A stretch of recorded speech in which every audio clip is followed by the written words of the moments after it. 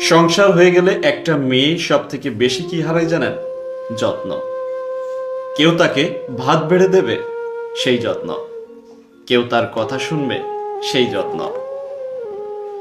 তার ছোটখাটো স্যাক্রিফাইসের কথা কেউ মনে রাখবে, প্রচন্ড ক্লান্তিতে কেউ তাকে একটু ছুটি দেবে, সেই যত্ন। অন্তত একটা প্রশংসার লাইন।